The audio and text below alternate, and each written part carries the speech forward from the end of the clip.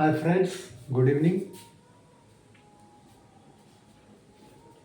तो अब ये ऑपरेशन ऑन सेट्स के दो पार्ट हमने क्लियर कर दिया था।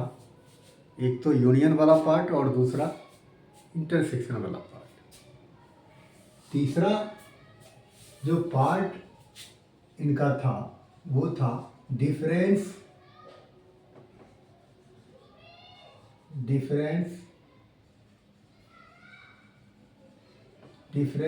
Of sets. अब तीसरा पार्ट था difference of sets. Difference of sets का मतलब दो सेट्स को क्या करना, माइनस करना। दो सेट्स को हम माइनस कैसे करते हैं, कैसे घटाते हैं, वो चीज़ हमें इसमें जानना है। तो चलिए स्टार्ट करते हैं। If a equals to 1 3 4 5 8 and b equals to 2 4 7 3 9, that's it, रहने दीजिए। ये दो सेट्स आपका मान लीजिए गिवन है। हमको क्या करना है, इसका डिफरेंस देखना है। तो डिफरेंस दो तरह से हो सकता है। एक तो ए में से बी को माइनस कीजिए और बी में से ए को माइनस कीजिए। क्लियर है? तो ए में से बी को कैसे घटाएंगे और बी में से ए को कैसे घटाएंगे, ये चीज़ हम यहाँ सीखने की कोशिश करते हैं। अब सिंपल सी बात यह है कि a माइनस बी, इसका क्या मतलब हुआ? इसका मतलब हुआ कि इसमें a बड़ा है और b छोटा है, तभी क्या आंसर आएगा? पॉजिटिव आंसर आएगा, है ना? अगर a बड़ा होगा और b छोटा होगा तभी इसका क्या होगा? पॉजिटिव आंसर आएगा, अदरवाइज नेगेटिव हो जाएगा। तो जनरली हम लोग बड़े में से ही छोटे को घटाते हैं, है ना? तो जब बड़े में से छोटे को घटाएंगे तो बड़े के पास कुछ ना कुछ रह जाएगा, है कि नहीं? क्लियर है? इसीलिए जब हम डिफरेंस निकालते हैं तब जो हमारा आंसर आता है वो ए का ही मेंबर होता है। क्लियर कॉन्सेप्ट है? समझिए बात को, मैं जो कहना चाह रहा हूँ। अगर a माइनस बी निकालते हैं तो इसका मतलब है कि a बड़ा है और b छोटा है, और फिर a में से जब b को घटाएंगे तो जो बचेगा वो किसका होगा? a का ही होगा, b का नहीं होगा। ओवरऑल आप कह सकते हैं कि a में से b घटाने पर जो सेट ऑब्टेन होता है उसमें a का मेंबर होता है, b का नहीं। क्लियर है? उसमें a का मेंबर होगा, b का मेंबर नहीं होगा। a का मेंबर होगा और b का मेंबर नहीं होगा, इसका मतलब है कि अब a में से b के सारे मेंबर को माइनस कर दीजिए। b के जितने भी मेंबर a में अवेलेबल है उसको आप क्या कीजिए? हटा दीजिए। तो b के कौन कौन से मेंबर a में अवेलेबल है? एक तो ये 4, और अगर देखें तो 3, मेरे ख्याल में अब और कोई मेंबर नहीं है। बी का 2 ही मेंबर है, 4 और 3, जो ए में अवेलेबल है। तो क्या करना है? इस दोनों को हटा देना और जो पोर्शन ए का बच जाएगा वो हमारा इसका आंसर हो जाएगा। 1, 5, 8। समझ में आ रहा होगा? तो बस एकदम आसान। हमको केवल ये ध्यान रखना है कि ए में से जब बी को घटाएंगे तो आंसर जो आएगा उसमें ए का ही मेंबर रहेगा, बी का कोई भी मेंबर हम टच नहीं करेंगे। क्लियर है?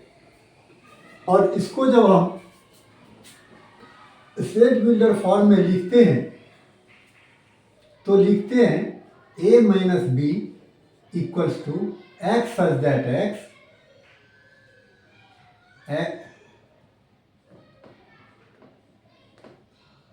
सच दैट एक्स मेंबर है ए का, x such that x member है ए का एंड एक्स मेंबर नहीं है किसका, बी का। ये हो गया हमारा क्या, सेट बिल्डर फॉर्म। क्लियर है। इसी तरीके से अगर इसी दो सेट से हम b माइनस ए निकालना चाहेंगे तो b माइनस ए में क्या होगा कि मेंबर जो इसमें आएगा वो केवल b का ही आएगा, a का नहीं आएगा। तो क्या करना है, b के सारे मेंबर ले लेने हैं, नहीं, b के केवल वही मेंबर लेना है जो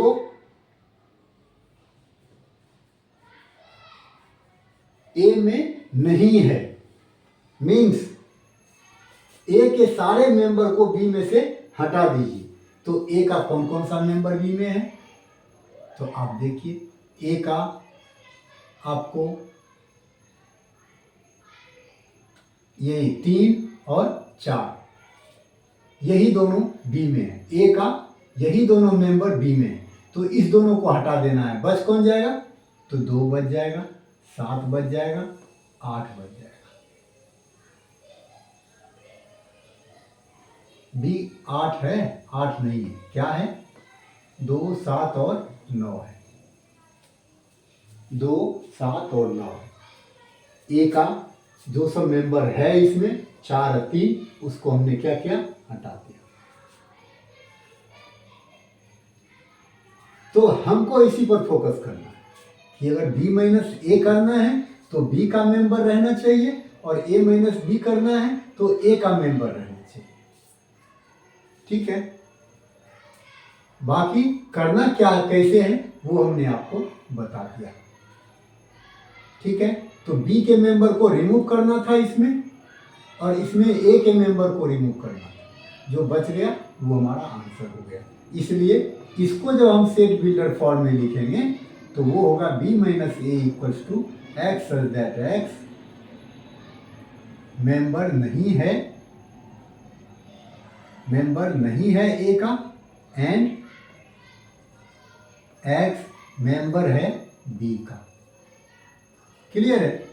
तो एक्स बी का मेंबर होना चाहिए अगर b माइनस ए निकाल रहे हैं तो, और अगर a माइनस बी निकाल रहे हैं तो x जो है वो a का मेंबर होना चाहिए। मीन्स जितने भी मेंबर हैं इसमें वो केवल a का ही रहना चाहिए, या इसकी बात करें तो केवल b का ही रहना चाहिए। इस तरीके से आपका, अब कंडीशन क्या है इसको देखिए, ये दोनों बराबर हुआ नहीं, ये कभी आपस में बराबर नहीं हो सकता है, ये कभी भी आपस में बराबर नहीं हो सकता है। a माइनस बी और b माइनस ए कभी आपस में इक्वल नहीं हो सकता। तो ये था हमारा डिफरेंस ऑफ टू सेट्स, और मेरे ख्याल में ये आपको बहुत बढ़िया तरीके से मैंने क्लियर करने की कोशिश किया। ठीक है, चलते हैं फोर्थ पार्ट पे, जो कि इनका लास्ट पार्ट है ऑपरेशन ऑन सेट्स का। वो क्या है, कंप्लीमेंट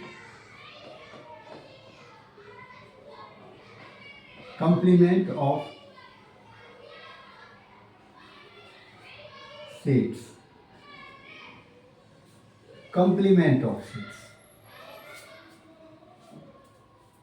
ठीक है, अब ये जो कंप्लीमेंट ऑफ सेट्स है, किसी भी सेट्स का कंप्लीमेंट निकालते हैं। सपोज हमारा कोई सेट है 1, 3, 5, इसका कंप्लीमेंट निकालना, या बी कोई सेट है जिसमें 2 मेंबर है 3, 4, उसका कंप्लीमेंट निकालना है। तो कंप्लीमेंट निकालने के लिए आपको एक सेट चाहिए इसमें, जिस सेट को हम कहते हैं यूनिवर्सल सेट।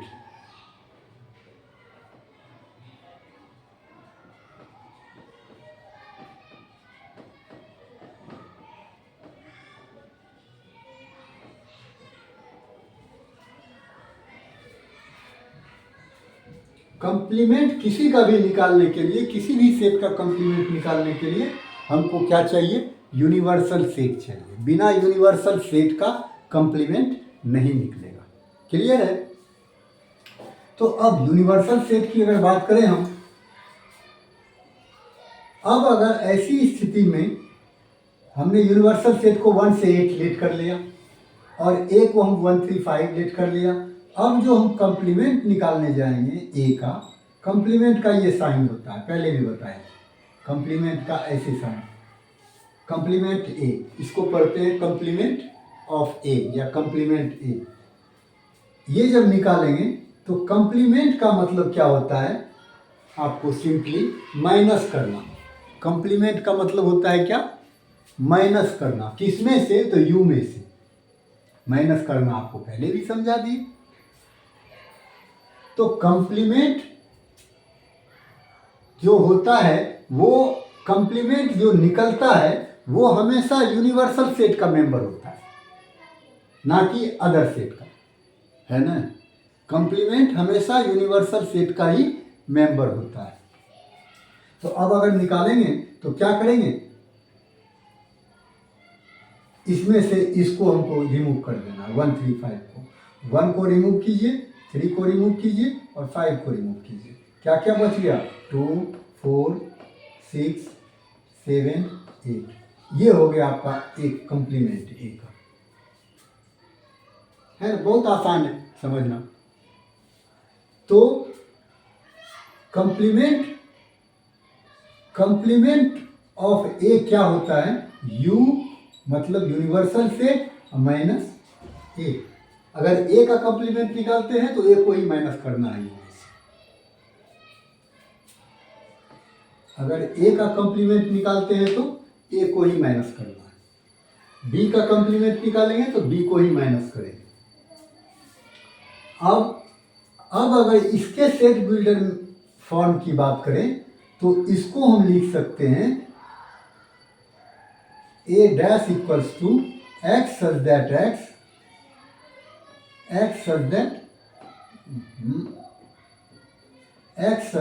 एक्स मेंबर है किसका? यू का, यूनिवर्सल सेट का। एंड एक्स जो है मेंबर नहीं है। इसको सबसेट नहीं समझना है, मेंबर समझना है। ये मेंबर नहीं है किसका? ए का। ये हो गया आपका किस फॉर्म में? सेट बिल्डर फॉर्म में। ये भी जरूरी है। ये है कॉम्प्लीमेंट ऑफ सेट्स, जो काफी इजी है ना? कभी कोई दिक्कत नहीं आएगी, ना तो इसमें आएगी ना इसमें आएगी, ना यूनियन में आना है ना इंटरसेक्शन में आना है। तो कहीं से इसके किसी भी ऑपरेशन में आपको दिक्कत नहीं आने वाली है। बहुत ही इजी है ये, बट केवल आप लोग थोड़ा सा ध्यान रखिए। अब बात करते हैं प्रॉपर्टीज की। किसकी? तो कंप्लीमेंट की। अब कंप्लीमेंट की क्या क्या प्रॉपर्टी है, इसके बारे में थोड़ा सा हम लोग जानने की कोशिश करते हैं। ठीक है, मेरे ख्याल में अब तक आप लोगों को कोई दिक्कत नहीं है। अब इसकी पहली प्रॉपर्टी जो है आपका, अगर ए कोई सेट है और इसका यूनियन हम निकालेंगे कंप्लीमेंट ए के साथ। अगर ए कोई सेट है और किसी एक सेट का उसी के कंप्लीमेंट के साथ यूनियन जब निकालते हैं तो इसका क्या होता है? यूनिवर्सल सेट आता है। ये आप भी सोच सकते हो। अगर सेम सेट रहे और एक सेट ले लें और एक उसका कंप्लीमेंट ले लें, दोनों का यूनियन निकालेंगे तो जो हमारा रिजल्ट आएगा वो यूनिवर्सल सेट होगा, है ना? ए तो ए ही है और ए डैश का मतलब क्या हो गया? ए को छोड़ के यूनियन का बाकी हिस्सा। अगर फिर ए को हम ए सेट ले ही लिया और फिर यूनियन ले ले पूरा,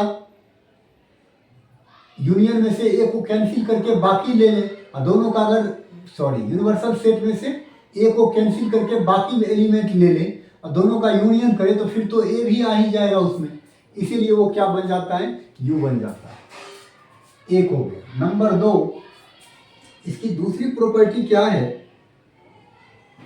अब अगर हम दोनों के इंटरसेक्शन की बात करें तो गौर कीजिए, ए अलग है और ए डैश अलग हो गया, दोनों डिफरेंट हो गया। क्यों? आप देख सकते हैं ए अलग है और ए डैश अलग है कि नहीं, दोनों अलग। ए डिफरेंट है और ए डैश डिफरेंट है, ये सारे क्वेश्चंस के साथ ये बिहेव होगा। ए को देखिए क्या है, ए डैश को देखिए क्या है, दोनों डिफरेंट होगा। क्यों? क्योंकि ए को इसमें से माइनस किया जाता है तब ए डैश आता है, तो माइनस जब कर दिया तो ये फिर कहाँ मिलेगा, तो फिर बाकी जो बच जाता है वो होता है। दोनों का अगर यूनियन करेंगे तब तो फिर जो माइनस किया है वो भी इसमें शामिल हो जाएगा और यू बन जाएगा, इसीलिए यू बनता है। अब अगर इंटरसेक्शन की बात करें तो गौर कीजिए, ये हमारा ए है और ये हमारा ए डैश है, दोनों का अगर इंटरसेक्शन करेंगे तो आपको लगता है कि कोई मेंबर मिलेगा? क्यों मिलेगा? डैश का मतलब हो गया ए में से छाटा हुआ, यू में से जो छट करके आया है, ए को छोड़ के बाकी जो मेंबर है यू का वो ये है, ए डैश, और ये ए है, तो इस दोनों में तालमेल कहीं नहीं बैठेगा, किसी भी क्वेश्चन में नहीं बैठेगा। इसीलिए दोनों का जब इंटरसेक्शन निकालेंगे तो कोई भी कॉमन एलिमेंट नहीं होगा, और कॉमन एलिमेंट अगर नहीं होगा तो इसकी वैल्यू क्या आएगी, 5। गौर करना है, जब ए और ए डैश का ए और ए डैश का यूनियन निकालते हैं तो यू आता है, जबकि ए और ए डैश का इंटरसेक्शन निकालते हैं तो क्या आता है, 5 आता है। 2 हो गया। अब तीसरा जो है आपका, अगर ए यूनियन बी हो और इसका डैश निकालते हैं, देखिए समझिएगा, अगर ए यूनियन बी का डैश निकालते हैं तो वो क्या होता है, इस पर गौर करना है। ए डैश तो अलग होगा ही, ए डैश क्या होना चाहिए, अब यूनियन होना चाहिए, लेकिन ये यूनियन क्या होता है, चेंज हो जाता है, और फिर बी डैश,